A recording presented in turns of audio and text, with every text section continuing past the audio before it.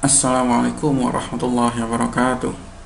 Selamat datang kembali di mata kuliah Arsitektur dan Organisasi Komputer. Masih mengenai memori. Setelah di pertemuan sebelumnya kita sudah membahas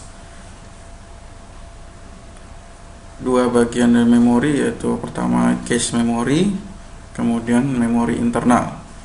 Dan hari ini kita masih membahas mengenai salah satu bagian dari memori, yaitu memori eksternal. Baik, kita langsung saja. Ya, untuk definisi eksternal berarti dia ada terletak di luar CPU ya, atau bisa dikoneksikan di luar CPU. Jadi di luar memori utama atau CPU juga. Jadi di sini perangkat kerjasama untuk melakukan operasi penulisan, pembacaan, dan penyimpanan luar komponen utama. Bersifat non-volatile, ya, di mana data yang disimpan di dalamnya tidak akan hilang ketika sistem dimatikan atau tidak ada listrik atau power. Jika dikenal juga dengan nama secondary memory yang berfungsi sebagai media storage ya, dari program dan data untuk jangka waktu yang panjang. Nah, kenapa kok kita masih butuh memori eksternal gitu ya? Ya, pertama karena kebutuhan akan memori utama saja tidak mencukupi. Maka diperlukan peralatan tambahan untuk menyimpan data yang lebih besar dan dapat dibawa kemana-mana ya, atau mobile. Semakin besarnya peralatan penyimpanan, maka dengan sendirinya akan mempengaruhi waktu pemrosesan data. Untuk yang hari ini kita bahas ada beberapa kategori. Yang pertama magnetik ya. Ini contohnya floppy dan hard disk. Kemudian nanti kita akan mengenalkan SSD ya, solid state drive. Ini yang memori eksternal yang sekarang hampir umum dipakai ya di laptop. Biasa kita dengar, kita lihat ada di laptop sekarang udah pakai SSD. Ya, jadi sudah hampir bergeser ya untuk meninggalkan hard disk HDD. Kemudian yang berikutnya adalah kategori optik. Baik, kita lihat satu-satu. Yang pertama adalah magnetic storage. Jenis media magnetik yang umum digunakan dalam penyimpanan data. Contohnya di sini adalah floppy ya, floppy disk dan hard disk. Awalnya tujuannya dibuat untuk rekam sinyal analog audio. Kemudian seiring perkembangan sampai era sekarang, akhirnya dibuat untuk merekam semua data digital, tidak hanya audio saja.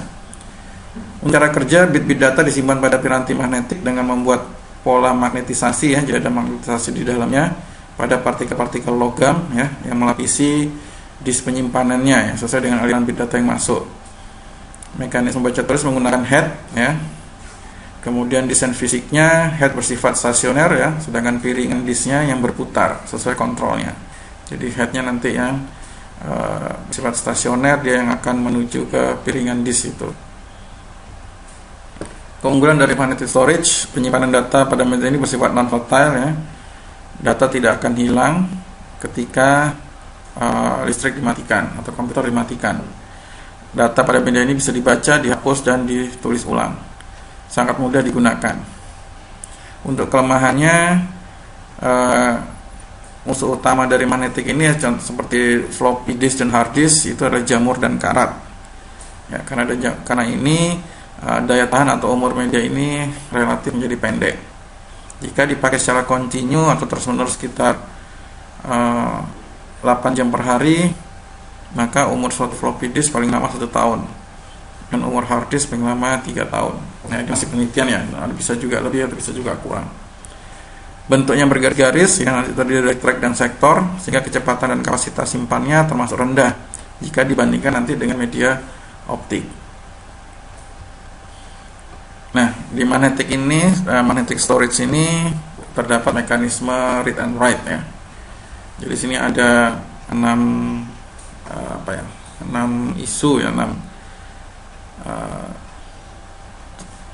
bahasan yang mengenai mekanisme baca dan tulis ini. Ya, kita lihat yang pertama,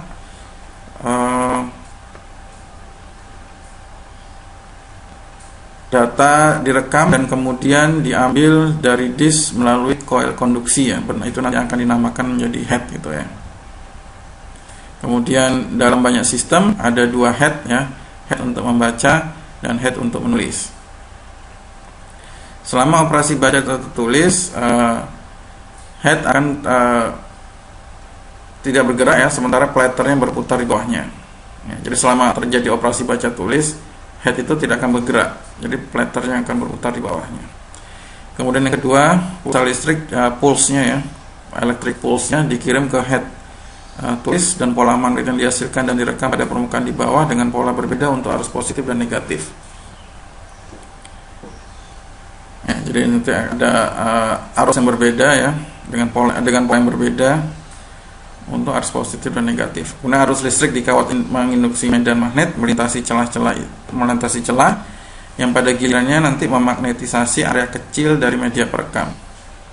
Ya, kita akan lihat di pembahasan berikutnya. Untuk mekanisme tulis memanfaatkan fakta bahwa listrik yang mengalir melalui kumparan menghasilkan medan magnet. Untuk head tulisnya sendiri terbuat dari bahan yang mudah dimagnetkan ya, dan berbentuk seperti donat persegi panjang ya, dengan celah di satu sisi dan beberapa lilitan kawat konduktor di sepanjang sisi yang berlawanan. Ya, kemudian untuk membalik arah arus magnetisasi pada media perekam. Ya, ini beberapa mekanisme teknikalnya ya, untuk proses magnetik pada waktu pembacaan dan penulisan. Kemudian kita lihat magnetic disk. Jadi di sini disk adalah plat melingkar ya, yang terbuat dari bahan non magnetik yang disebut substrate, dilapisi dengan bahan yang dapat magnetisasi. Ya. Jadi lapisannya itu nanti yang bisa bahan yang bisa nanti ditarik ya dengan medan magnet. Secara tradisional substrate itu terbuat dari aluminium atau bahan paduan aluminium. Nah, yang baru-baru ini diperkenalkan teknologinya itu glass substrate ya. Jadi substrate dari bahan glass. Manfaatnya peningkatan keseragaman permukaan film magnetik untuk meningkatkan keandalan disk ya. Jadi pengurangan yang signifikan pada kerusakan permukaan secara keseluruhan ya. Otomatis nanti bisa mengurangi kesalahan baca tulis. Kemampuan untuk mendukung ketinggian jelajah yang lebih rendah ya, jadi untuk operasionalnya. Kemudian kekakuannya yang lebih baik untuk mengurangi dinamika disk ya, jadi sifat kekakuannya, karena disk ini sifatnya kan lebih kaku ya. Nah, di sini dengan manfaat dari substrate dari gelas ini bisa menghilangkan kekakuannya. Kemudian kemampuan yang lebih besar untuk menahan guncangan dan kerusakan. Jadi bisa lebih tahan ya, lebih tahan terhadap guncangan. Di magnetic disk umumnya berupa piringan ya, dikenal nanti dengan satuan rotasi piringan RPM, rotation per minute. Makin cepat perputaran, semakin cepat waktu akses. Memori eksternal ini memiliki alat baca dan tulis yang disebut head ya. Kalau di hard disk, kalau di floppy namanya side. Piringan memiliki dua sisi, yaitu sisi 0 dan sisi 1 ya, atas bawah bolak-balik. Kemudian setiap head dibagi menjadi lingkaran-lingkaran konsentris, nanti yang disebut dengan track. Nah, kumpulan track yang sama dari seluruh head yang ada disebut silinder. Nah, kemudian suatu track dibagi lagi menjadi daerah-daerah lebih kecil, nanti yang disebut sektor. Oke, lihat aja nih ya. Head ya harus bisa mengidentifikasi titik awal atau posisi sektor maupun track ya. Jadi kita lihat track ini di sini nih ya. Jadi ini satu track. Ya, satu track. Kemudian kumpulan dari beberapa track ini nanti disebut sektor. Ya, hijau-hijau ini ya. Ya, ada track ini lebih ke satu wilayah ini ya. Wilayah ini. Nah, kumpulan yang satu ini disebut sektor. Ya, data yang disimpan akan diberi header, nanti data tambahan yang menginformasikan letak sektor atau track suatu data. Tambahan data ini hanya digunakan oleh sistem disk drive saja tanpa bisa diakses oleh pengguna. Oke, jadi antara sektor ada intersector gap ya. Di antara track dengan track ada intertrack gap ya. Kemudian rotasinya adalah perputarannya ya. Perputarannya berlawan arah jarum jam. Nah, di sini juga ada track yang paling luar ya, track sektor.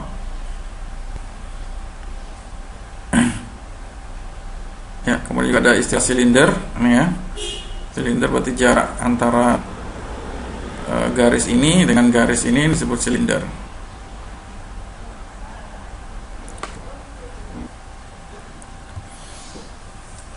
Ya, ini kalau kita lihat layout dari suatu disk ya, benar ya. Jadi track ini yang kecil seperti sini ya. Kemudian untuk satu kumpulan dari beberapa track yang tadi disebut sektor. Ya, ini untuk yang multiple zone yang recording yang bisa beberapa zona recording ya, seperti ini dinamakan satu zona gitu ya. Ya. Ini kita lihat untuk formatnya. Contoh Winchester disk format ya, di Seagate ST506 ya. Ini physical sektornya, sektor 0, 1 dan seterusnya sampai misalnya 29 ya. Di masing-masing physical sektor ada gap 1, ada ID field, ada gap 2, ada data field, gap 3 dan seterusnya. Jadi masing-masing ID field ada since byte ya, track, head sektor dan jadi menandakan posisi-posisi letak suatu data ya. Jadi ID merupakan header data yang digunakan disk drive menemukan letak sektor dan tracknya ya. Kemudian byte sync adalah pola bit yang menandakan awal field data ya. Jadi ID field ini menentukan di mana posisi data itu, di track berapa, head berapa, sektor berapa. Untuk karakteristik magnetic disk ya, berdasarkan head motion, pergerakan head pertama, ada fixed head sama movable, ada portability disk, ada non removable, ada removable, ada side, single side sama double side, ada platternya, piringannya, ada yang single, ada multiple, kemudian ada yang mekanisme headnya, ada yang langsung kontak dengan piringannya itu floppy, ada yang pakai fixed gap sama aerodynamic gap.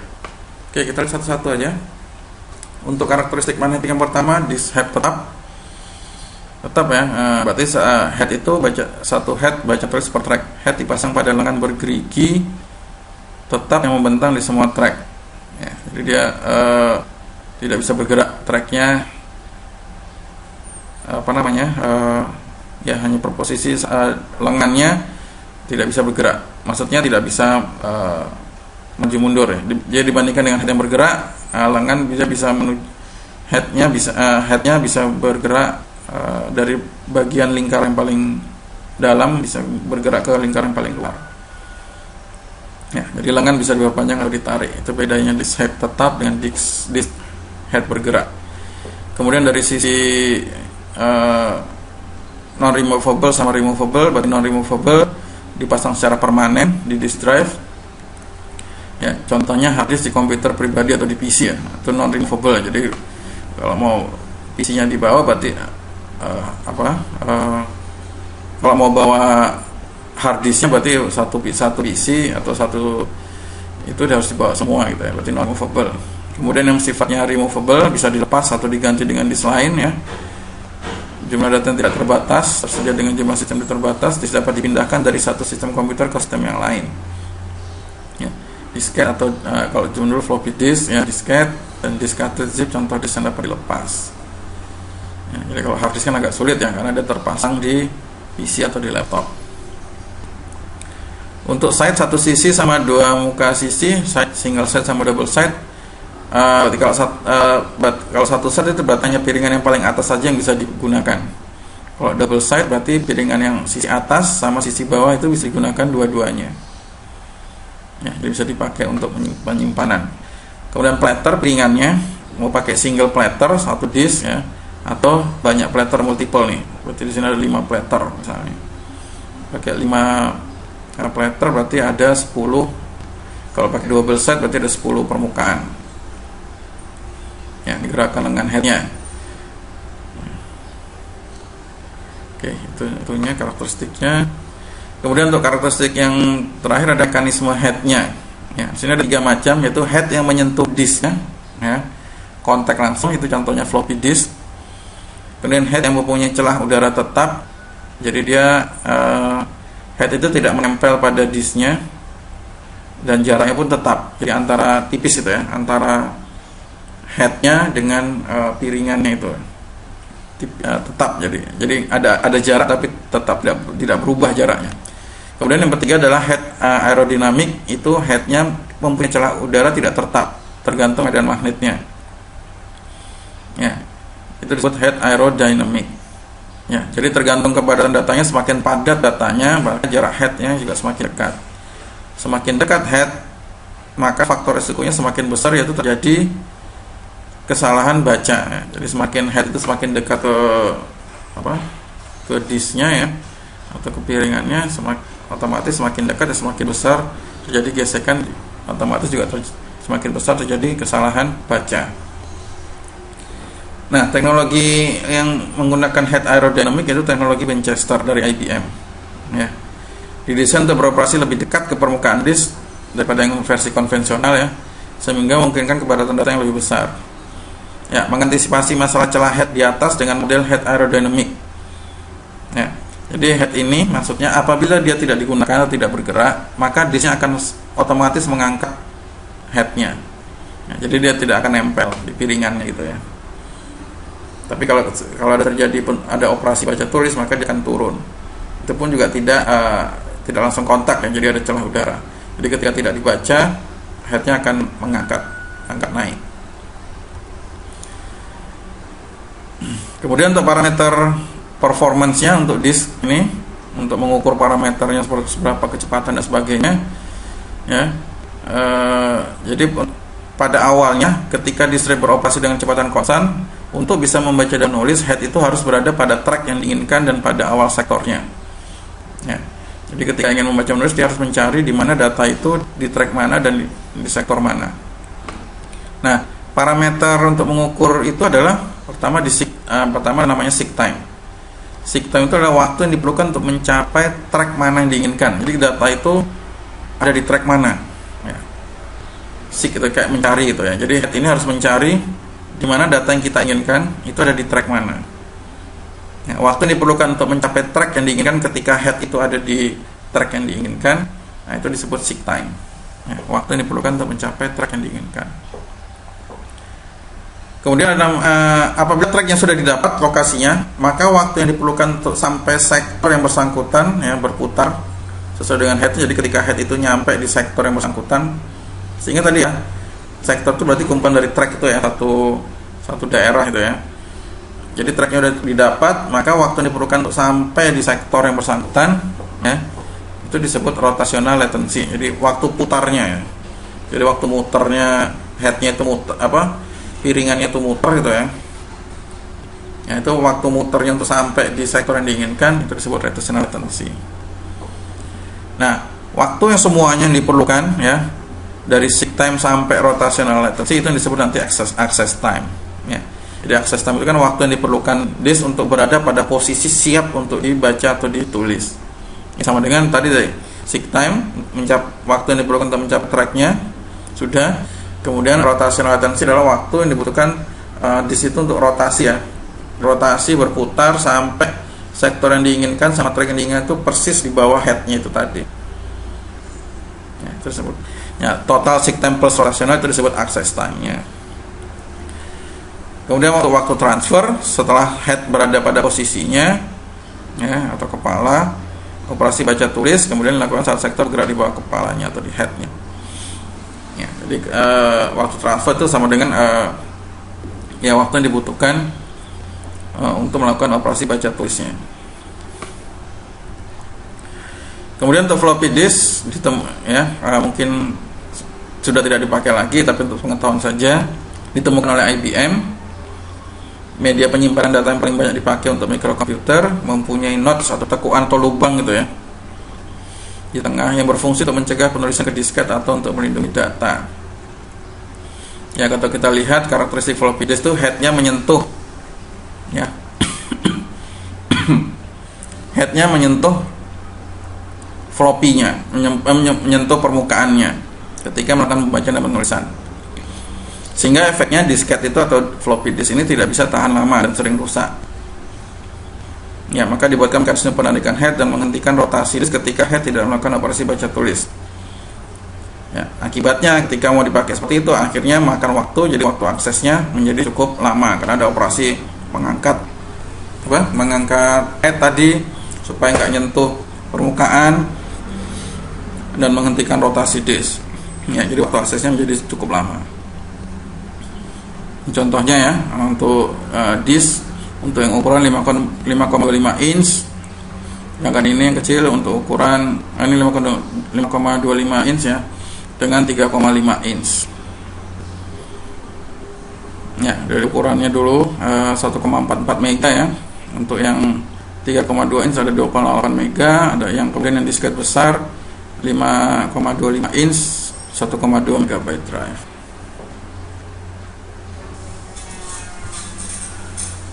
Berikutnya hard disk ya, atau bahasa Indonesia cakram keras itu ya, atau biasa disingkat dengan HDD, hard disk drive, atau hard drive atau HD ya. Adalah komponen perangkat keras yang menyimpan data sekunder yang berisi piringan magnetik ya. Ada 3 macam biasanya, yang IDE, eIDE sama SCSI ya, sering kita dengar. Untuk IDE hard disk ya, dikembangkan IBM saat mengembangkan PC menggunakan hard disk Seagate 10 MB untuk menyimpan program maupun data ya. Hard disk ini memiliki 4 head, 306 silinder dan 17 sektor per track, dikontrol oleh pengontrol disk pada suatu kartu plug-in ya. Pada tahun 1980 ya, saat itu IDE hanya mampu menangani disk berkapasitas maksimal 528 MB dan mengontrol 2 disk. Kemudian sering kebutuhan memori berkembang yang mampu menangani disk berkapasitas besar. IDE berkembang menjadi eIDE, Extended Integrated Drive Electronics, yang mampu menangani hard disk lebih dari 580 MB dan mendukung pengalamatan LBA, Logical Block Addressing ya. Jadi LBA itu metode pengalamatan yang hanya memberi nomor pada sektor-sektor mulai dari 0 hingga maksimum 224-1. Metode ini mengharuskan pengontrol mampu konversi alamat LBA menjadi alamat head, sektor, dan silinder. Peningkatan kerja lainnya adalah kecepatan transfer juga menjadi lebih tinggi ya, mampu mengontrol 4 disk dan juga mampu mengontrol drive di CD-ROM. Kemudian berikutnya berkembang menjadi SCSI ya, SCSI, Small Computer System Interface, sama dengan IDE dalam hal organisasi pengalamatannya. Perbedaannya pada piranti antarmukanya yang mampu mentransfer data dalam kecepatan tinggi. Ya, kita lihat di tabel ini beberapa versi ya, dari SCSI 1 sampai White Ultra 2 SCSI itu ya.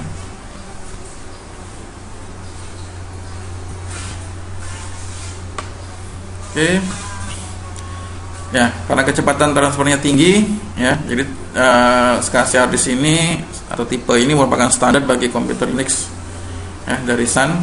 Kemudian juga HP juga memakai, SGI, Macintosh, ya, Intel ya, terutama untuk server jaringan dan vendor-vendor lainnya.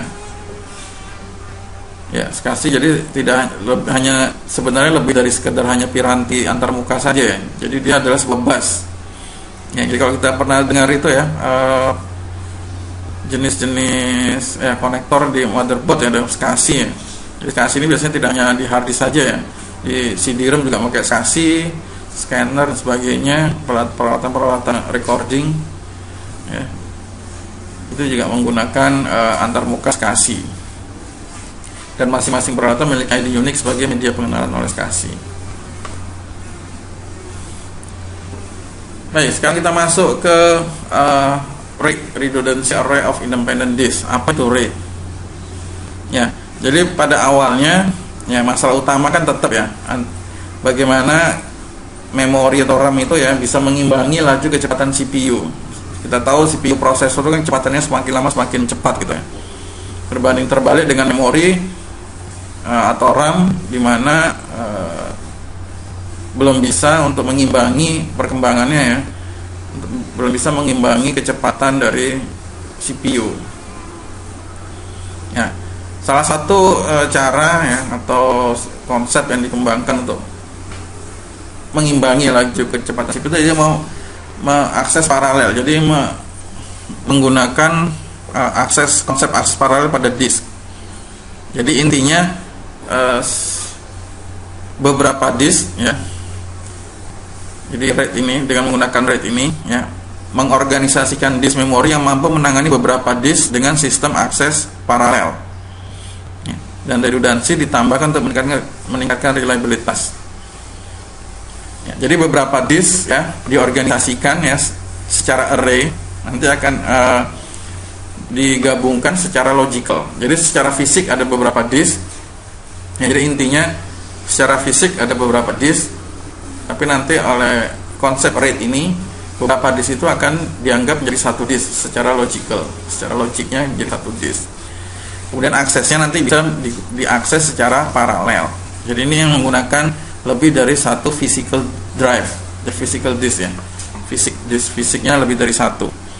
Jadi untuk menangani kecepatannya, dua disk ini bisa diakses paralel. Ya, itu intinya. Ya, karena kerja paralel ini nanti bisa dihasilkan kecepatan disk yang lebih cepat.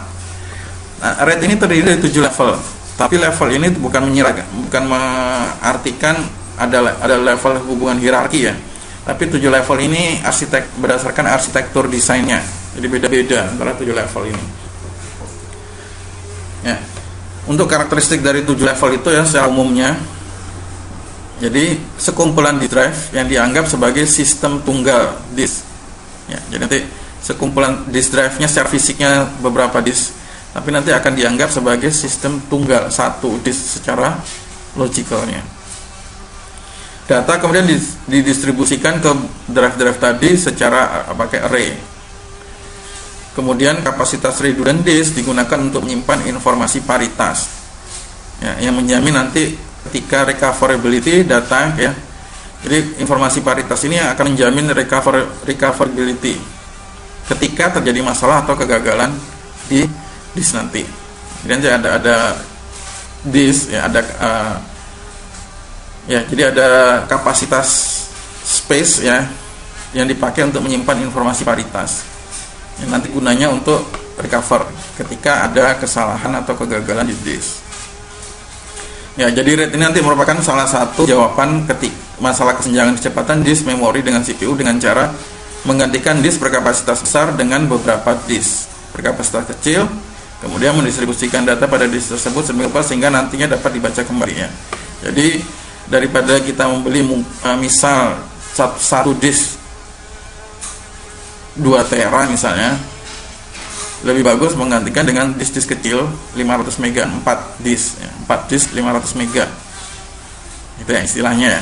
Nah, nanti RAID ini, sistem ini nanti yang akan menjalankan fungsi RAID-nya ini nanti, dimana itu nanti akan mendistribusikan data pada disk itu. Bagaimana caranya mendistribusikan data-data secara paralel ke beberapa disk tadi. Nah, kita lihat mulai dari perkembangannya RAID tingkat 0, nanti ada level 0 sampai 6 ya, ada 7 level. Untuk yang RAID tingkat 0 ini simple ya. Ada 2 disk, maka ketika ada data yang ingin disimpan ke dalam disk, maka data itu dibagi menjadi 2. Ya, jadi misalnya data di situ ada 8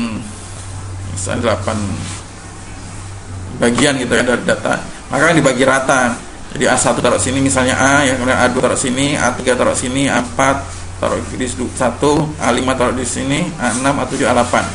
Maka data itu akan dibagi menjadi 2 ya, atau tergantung dari jumlah disknya. Simple ya. Secara itu simple pembagiannya. Tapi apa kelemahannya? Tentunya jika satu disk mengalami kerusakan, misal di satu error, maka seluruh data akan rusak. Nggak mungkin data akan jalan, data itu akan tampil dengan separuh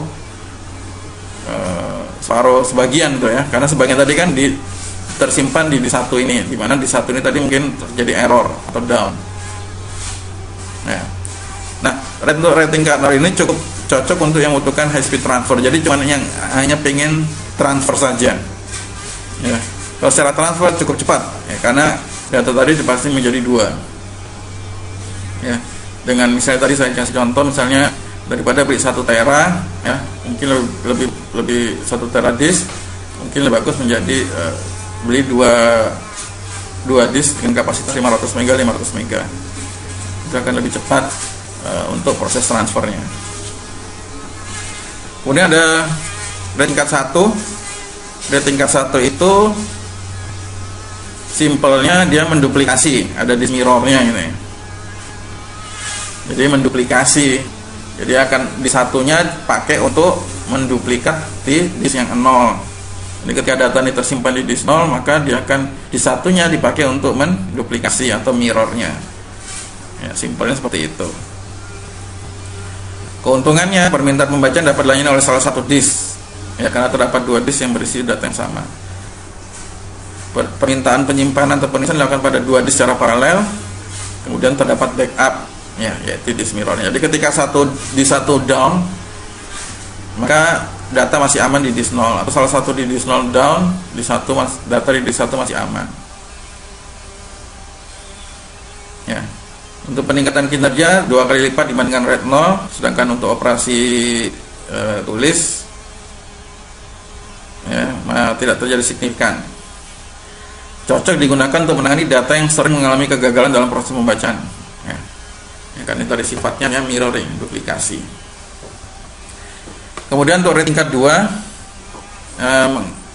menggunakan teknik akses paralel untuk semua disk ya, dalam prosesnya. Seluruh disk berpartisipasi dalam akses disk setiap permintaan sehingga terdapat mekanisme sinkronisasi permintaan disk dan headnya. Menggunakan teknologi stripping ya. Nah, bedanya adalah tetap ya, jadi misalnya data A dibagi menjadi keempat data di keempat disk, A1, A2, A3, A4, kemudian B juga dibagi menjadi sama. Penambahannya adalah di RAID tingkat 2 disediakan koreksi error correction atau koreksi kesalahan menggunakan sistem bit paritas tadi. Jadi disk 456 digunakan untuk menyimpan bit paritas dengan kode Hamming. Tadi ya, bit paritas itu pada saatnya nanti akan digunakan untuk recovery. Ketika salah satu 0, 1, 2, 3 ini ada masalah kegagalan atau error atau disknya rusak dan sebagainya, maka disk 456 ini yang menampung data yang nanti yang diharapkan bisa melakukan recovery ketika di disk 0, 1, 2, 3 ini terjadi error. Nah, seperti itu. Berikutnya RAID tingkat 3 ya, mirip dengan RAID 2 tadi, cuman di sini disk untuk menyimpan paritasnya tadi ya, paritas disknya itu cuma butuh satu, berapapun array disknya ya, untuk data original ini ya, A01, A2, A3, berapapun jumlah array disknya ya, maka drive atau disk yang dibutuhkan untuk menyimpan bit paritas tadi ya, untuk error koreksinya tadi cukup satu saja ya. Cukup satu saja, tidak seperti RAID 2 tadi butuhnya sesuai jumlah array disknya ya. Kalau untuk yang RAID tingkat 3 cukup satu disk saja untuk menyimpan bit paritasnya ya. Saat terjadi kegagalan drive, data disusun kembali dari sisa data yang masih baik dan dari informasi dari bit paritas tadi. Menggunakan akses paralel dengan data didistribusikan dalam bentuk strip-strip kecil ya, kinerjanya menghasilkan transfer berkecepatan tinggi ya. Namun hanya dapat mengeksekusi sebuah permintaan I/O saja, sehingga kalau digunakan pada lingkungan transaksi data tinggi terjadi penurunan kinerja ya. Jadi untuk informasi saja, untuk RAID 2 dan RAID 3 ini konsepnya sudah tidak dipakai lagi gitu ya. Jadi saya jelaskan berikutnya. Kemudian berikutnya RAID tingkat 4, teknik aksesnya independen untuk setiap disknya, sehingga permintaan bacaan tulis dilayani secara paralel, tidak memerlukan sinkronisasi disk ya, karena setiap disk beroperasi secara independen ya. Jadi disknya tidak perlu ada sinkronisasi ya, aksesnya pun independen antar disknya. Jadi ketika melakukan penyimpanan secara paralel ya, itu sifat disknya masing-masing 01, 01 dan 2 beserta 3 sama yang untuk menyimpan disk 3 untuk menyimpan disk paritasnya itu bersifat independen.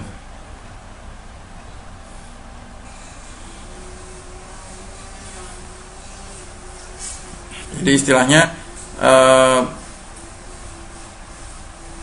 disparitasnya itu ikut istilahnya gabung ya, beda dengan di tadi ya. Kalau yang tingkat 3 ini seolah-olah pengoperasiannya disparitas ini terpisah. Ya, terpisah. Yang untuk red 4, apapun yang pengorganisasiannya itu termasuk dis untuk menyimpan paritas ini, itu pengolahannya menjadi satu. Jadi misalnya saat operasi penulisan ya, manajemen software tidak hanya mengupdate data yang aslinya original, tapi juga paritas yang terkait ya. Jadi disparitas khusus ini menjadikan keamanan data lebih terjamin ya. Namun dengan disparitas yang terpisah akan memperlambat kinerjanya ya. Kemudian red 4 juga, untuk informasi, red 4 juga sudah tidak, konsep red 4 juga tidak digunakan lagi karena ada peningkatan ke red tingkat 5. Jadi umumnya red sekarang ini penggunaan konsep red ini ada di tingkat 5 dan tingkat 6 pada saat ini. Nah, red tingkat 5 untuk bit paritasnya itu gabung ya. Jadi kalau kita lihat bit paritasnya itu ada gabung di data originalnya ya, jadi gabung. Jadi misalnya sini A1, A2, A3, maka bit paritasnya ada di disk 3 ya. B1, B2, B paritas ya, B3 tersimpan di B paritasnya ada di disk 2. Untuk C paritasnya ada di disk 1 dan D paritasnya ada di disk 0 ya. Jadi dia gabung menjadi satu bit paritas dengan data di dalam beberapa disk. Nah, kemudian ke red tingkat 6, ini teknologi red yang paling baru ya. Di sini bit paritasnya double ya, ada 2 paritas. Jadi kita lihat ada A paritas sama A paritas 2 ya. Untuk B juga ada 2, C juga ada 2, D ada 2, E juga ada 2 ya. Jadi paritas tersimpan pada disk gabung sama dengan datanya ya. Jadi nanti untuk lebih jelas untuk red tingkat 5 sama 6 nanti bisa teman-teman saksikan di video lainnya ya, untuk lebih pemahamannya lagi ya. Jadi dua paritas otomatis apa? Keakuratannya ya, dan koreksi kesalahannya juga lebih bagus ya. Ya, jadi kalau kita lihat comparisonnya, perbandingan rate-nya ya, dan teman-teman lihat ya, gampang. Untuk yang level 0 gampang diimplementasikan ya, simple ya, karena dia cuma data dibagi-bagi menjadi ke beberapa disk ya. Jadi ketika satu failure satu drive, maka seluruh data akan loss ya. Karena tadi ini simpelnya cuma buat, saya bilang tadi, untuk untuk high transfer data ya, biasanya level ini hanya dipakai untuk penyimpanan video atau penulisan video yang memiliki high bandwidth, yang tidak takut untuk kehilangan datanya gitu ya. Untuk level 1 ya, tadi ada mirroring ya, ingat ya, mirror dibagi jadi disk 0 untuk data aslinya, di 1 di mirror, di duplikat. Otomatis ini cocok untuk financial, payroll, accounting yang data-data yang butuh penyimpanan backup ya, khusus untuk backup. Untuk level 2 tadi menggunakan error ya, sudah ada menggunakan error. Saya bilang tadi ya, untuk versi 2, 3 dan 4 sudah tidak eksis lagi ya. No commercial eksis lagi, not commercial digunakan. Ya, karena tadi itu penempatan error kesalahan itu terpisah dari datanya gitu ya. Jadi sama aja ketika disk error itu disk yang digunakan untuk nyimpan bit paritas error itu rusak, maka semuanya kan tidak bisa digunakan lagi ya. Ya, jadi tiga ya perkembangan kari 2 tadi ya, dari 2 tadi. 4 ya, juga no komersial lagi ya, tidak dipakai lagi, tidak eksis lagi. Nah, untuk yang sekarang yang masih dipakai adalah 5 dan 6 ya, karena tadi bit paritasnya gabung dengan disk data originalnya tadi ya, masih ingat tadi ya, bit paritasnya masih gabung untuk level 5. Untuk level 6 bit paritasnya double. Nah, itu sangat bagus sekali, sangat bagus ya, jadi untuk penyimpanan data. Level 5 bagus untuk server ya, database server, email server. Untuk 6 khususnya untuk yang lebih ke critical application ya, perfect ya, untuk yang mission critical application, karena tadi ada 2 paritas ya untuk setiap data yang terbagi tadi. Berikutnya kita lihat solid state drive, SSD ya. Mungkin teman-teman pernah dengar ya, sekarang umumnya laptop sudah menggunakan SSD ya, ketimbang menggunakan hard disk. Oke, kita lihat dulu kira-kira apa SSD. SSD adalah perangkat elektronik yang berfungsi menyimpan data ya, seperti hard disk, namun konstruksinya sama seperti kayak USB flash drive ya, yang tersusun dari beberapa IC sebagai memori. Nah, ya karena konstruksinya seperti USB ya, SSD tidak memiliki komponen yang bergerak-gerak gitu ya.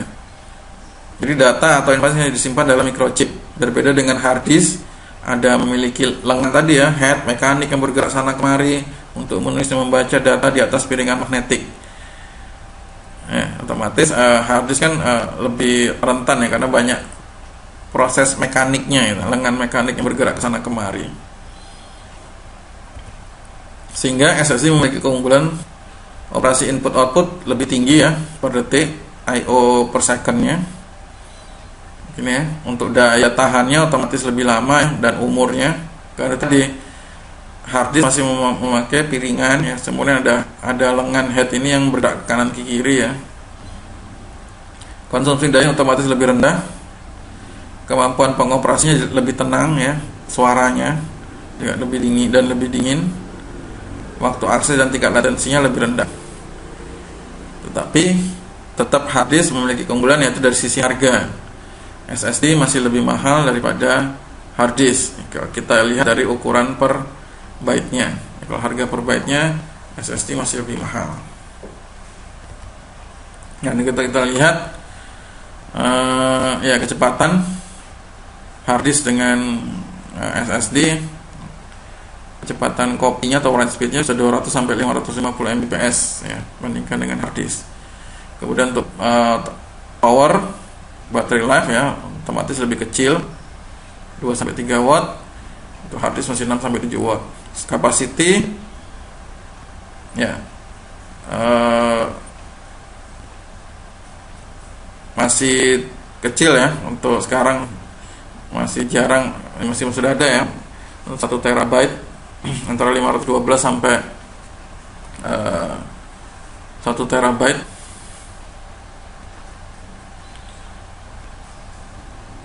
Ya, kalau untuk hard disk masih 2 tera untuk notebook, 4 tera untuk desktop. Ya, for process drive. Kemudian untuk cost ya lebih mahal, $0,5 per gigabyte ya. Kemudian untuk yang hard disk masih $0,15 ya. Jadi hard disk masih unggul di segi harga, jadi dia lebih murah. Kemudian kita masuk ke optical disk ya. Kita lihat sejenak untuk sejarah. Tahun 80 Philips dan Sony mengembangkan CD compact disc. Detail teknik produksinya dipublikasikan dalam international standard ya, pada tahun 83 yang disebut dengan Red Book. CD pertama merupakan disk yang tidak bisa dihapus ya, mampu menyimpan memori kurang lebih dari 60 menit informasi audio pada salah satu sisinya. Karena keberhasilan ini secara komersial, CD mampu menyimpan data dalam jumlah yang besar, menjadikan CD ini menjadi penyimpanan yang fleksibel ya, pada zamannya dulu ya, digunakan di berbagai peralatan seperti komputer, nyimpan MP3 ya, dan sebagainya. Oke, ini kalau kita lihat beberapa variasi ya produk-produk dari optical disc, mulai dari CD, CD-ROM, CDR, CDRW, DVD, DVD pun ada DVD-R, DVD-RW, kemudian sampai ke Blu-ray, DVD. Ya. Untuk CD-ROM, ya, Compact Disc Read Only Memory, merupakan generasi CD yang diperbolehkan sebagai media penyimpanan ya. Dikenalkan tadi pada Sony tahun 84 ya. Dikenal dengan publikasinya dengan nama Yellow Book. Perbedaan dengan CD dan CD-ROM lebih kasar dan memiliki perangkat pengoreksi kesalahan untuk menjamin keakuratan transfer data ke komputer. Secara fisik keduanya dibuat dengan cara yang sama, itu terbuat dari resin atau polikarbonat ya, dari dilapisi dengan permukaan yang reflektif seperti aluminium. Ya, ini teknisnya saja ya. Teknisnya yang menggunakan sinar laser dan sebagainya. Salah satu masalah dalam mekanisme baca yaitu masalah kecepatan ya. Saat disk membaca data di bagian dekat pusat disk ya, diperlukan putaran rendah karena padatnya informasi data. Sedangkan apabila data berada di bagian luar disk, diperlukan kecepatan lebih tinggi ya. Ada beberapa metode yaitu CAV sama CLV ya. CAV ini constant angular velocity. Nah, jadi bit-bit informasi direkam dengan kerapatan yang bervariasi sehingga didapatkan putaran disk yang sama. Metode ini untuk disk magnetik ya. Kelemahannya kapasitasnya bisa jadi berkurang. Kemudian untuk CLV mengantisipasi kerapatan data pada disk dengan menyesuaikan kecepatan putaran disk yang dikontrol oleh disk drive-nya. Ya, keuntungannya kapasitas lebih besar namun waktu akses lebih lambat. Ya. Ini blok format dari CD-ROM ya, ada sync gunanya untuk mengidentifikasi awal sebuah blok ya, biasanya sync. Kemudian ada headernya terdiri dari alamat blok dan byte, modelnya menandakan suatu field data blank ya. Mode 1 menandakan penggunaan kode error ya. Mode 2 menandakan 2336 byte data pengguna tanpa kode error correcting ya. Ini teknisnya. Data itu data penggunanya, kemudian auxiliary-nya biasanya adalah error koreksi itu.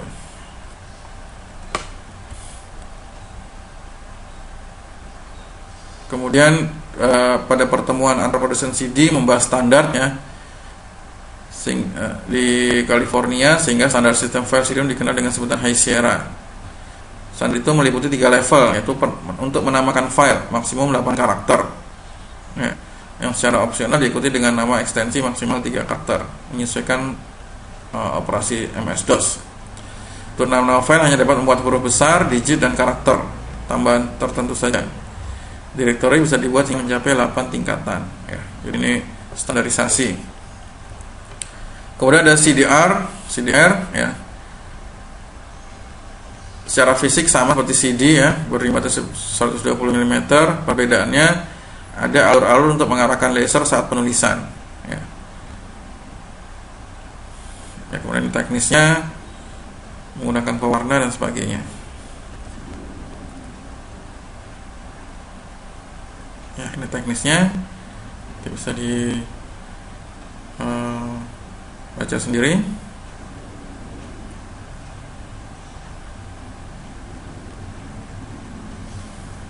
Kemudian untuk CD-RW, jenis CD ini mungkin penulisan berulang-ulang ya. Tadi CD atau sekali, RW rewritable, sehingga CD ini ya secara fitur cukup bagus ya. Tapi kenyataannya di pasaran CD-RW ini tidak terlalu banyak karena masih relatif mahal. Ya, karena proses penulisan berulang tadi memang secara fisik berbeda dengan CDR. CDRW tidak menggunakan lapisan perwarna, namun menggunakan logam paduan perak, indium, antimon, dan tellurium. Oke, juga teknisnya ya. Nah, karena tadi kondisinya masih terlalu mahal, maka CDRW pada di pasaran belum mampu menggeser penggunaan CDR. Ya, selain harganya mahal, CDR tidak bisa dihapus ya eksistensinya. Karena apa? Karena emang pada awalnya CDR ini bisa digunakan sebagai backup ya. Dan karena dia tidak bisa dihapus, maka CDR ini bisa merupakan menjadi backup data terbaik saat itu. Berkembang menjadi DVD, Digital Versatile Disk, awalnya singkatnya Digital Video Disk ya. Pengembangan CD untuk penyimpanan memori yang besar ya. Desainnya sama dengan CD biasa ya. Kapasitasnya pada awalnya 4,7 GB ya, sedangkan untuk yang berlapis ganda itu bisa 2 kali lipatnya. Oke, ada 4 format ya, dari yang bersisi tunggal lapisan tunggal 4,7 GB sampai bersisi ganda dengan lapisan ganda ya 17 GB. Nah, kemudian ya untuk perkenalan aja ya beberapa kartu-kartu memori ya, ini juga termasuk memori eksternal ya, mulai dari PCMCIe, CF, Compact Flash ya, ada SD card, ada SM card, MMC card, MMC ya, multimedia card, XD card, ada MS, macam-macam ya. Jadi banyak sekali tipe-tipe tempat-tempat penyimpanan. Ya tentunya juga flash disk hampir kita pakai, hampir semuanya memakai dan punya ya, juga salah satu penyimpanan eksternal. Ini referensi yang bisa dipakai ya, yang saya pakai tadi, bisa teman-teman kunjungi untuk lebih detailnya. Baik, saya rasa itu materi untuk memori eksternal ya. Terima kasih atas waktu dan perhatiannya. Mohon maaf bila ada kata-kata yang salah. Wabillahi taufiq wal hidayah. Wassalamualaikum warahmatullahi wabarakatuh.